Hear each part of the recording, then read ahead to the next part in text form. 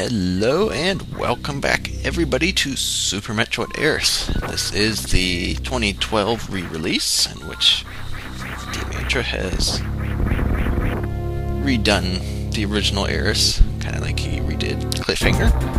And I guess they're supposed to, in a way, kind of done the same way, because he redid Cliffhanger into an easy version. And from what he has said, this Eris is supposed to be an easier version than the previous ones. However, well, there's not much however right now. I mean, things have been similar. I mean, obviously, the room layouts and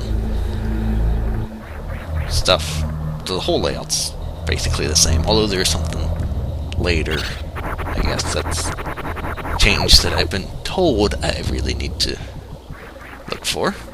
And I guess it has to deal with what my brother actually worked on. So, if you're not sure what that is, where I was shooting the wall there, and the beams weren't passing through, but I was able to. Those are actually, what are those? They're blocks enemies cannot pass through, but Samus can. And Smile, they kind of look like they're like half black on the side, and then on the right side, on the left side, they're gray with like the front half of a ripper on it. Basically, enemies cannot pass through those, which also makes the beams not be able to pass through those, but Samus can.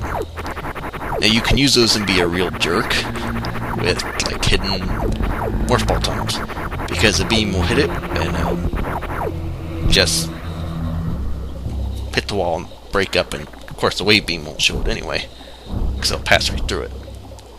So you'll have people shooting the wall, and it looks like it's a solid wall because the beam's getting stuck on it, but Samus can actually go through it. So if you really want to hide something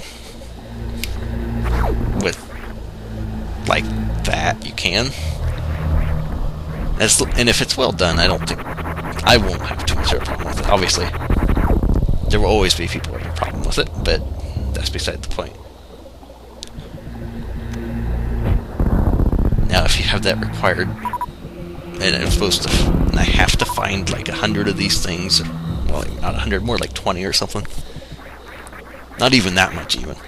If I absolutely have to find the path or tunnel you blocked off like that, that'll be a very unhappy person. Alright, so back here, there were some missiles. Oh, hey, get up here.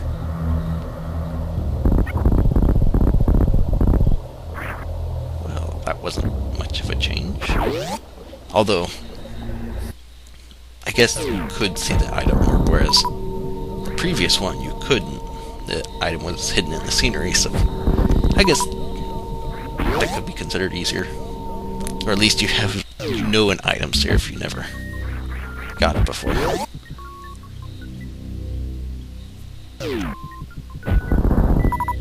Okay, now that we have the bombs,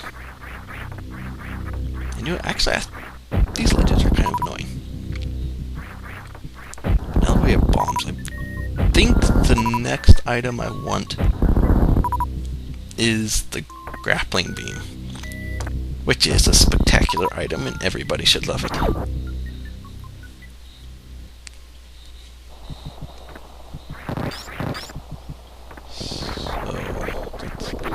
All the way back close to the landing site, unless this has been changed around, which I don't think it was. I think basically only toward the end of the game is where stuff has been really changed or anything really big done. Otherwise, I think he just kind of redid the rooms, updated how they look, obviously changed some item positions around. Okay, but back in here is where grapple beam should be. Need bombs to get through this, and apparently the Metroid can now attack you through that thing. I don't think that's easier. And,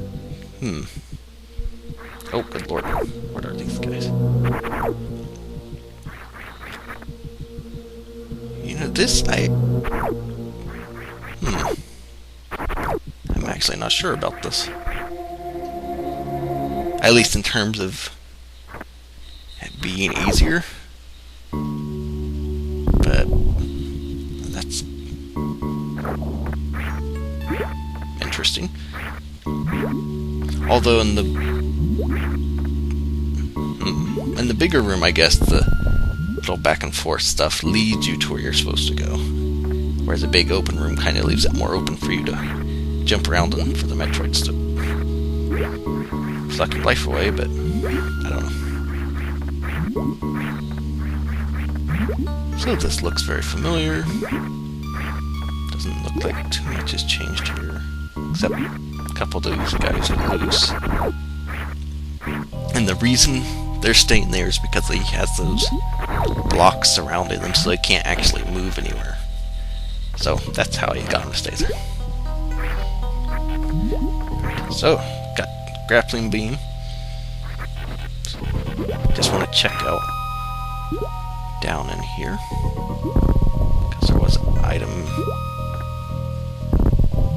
hiding here in the original Eris, and there doesn't seem to be one here.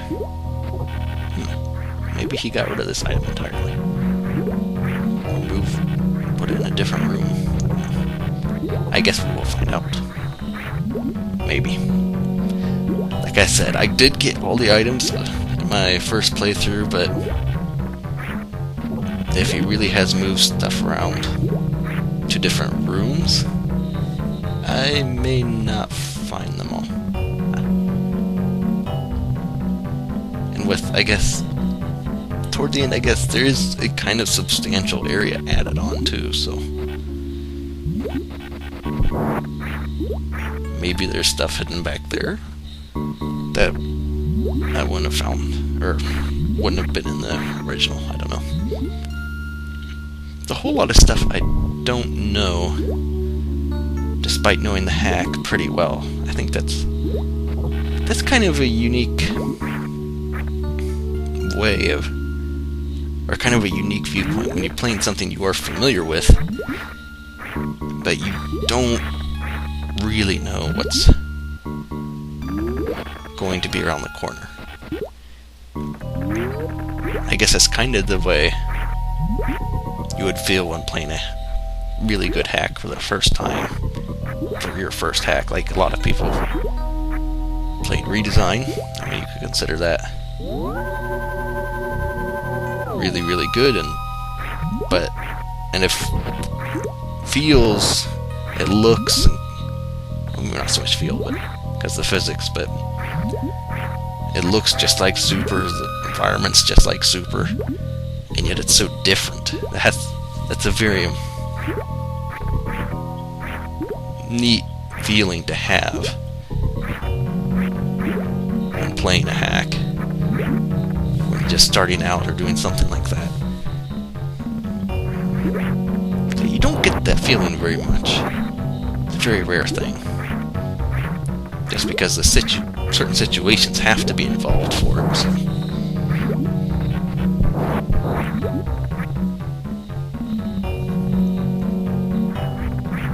Oh, yay, this room.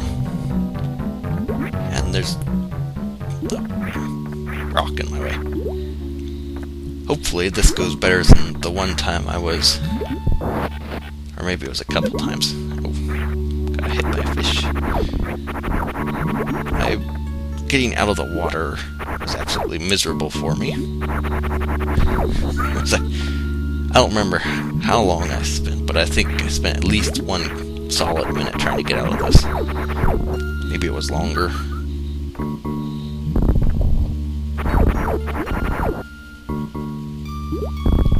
Is there not? Unless it's up here. Oh, there it is. So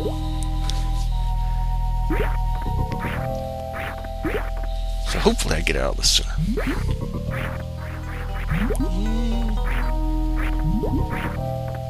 Let's try this. Oh, good. And just up here, actually, with that, we'll end the video off. So thanks for watching. Hopefully we'll see you for part 3 where we advance even further.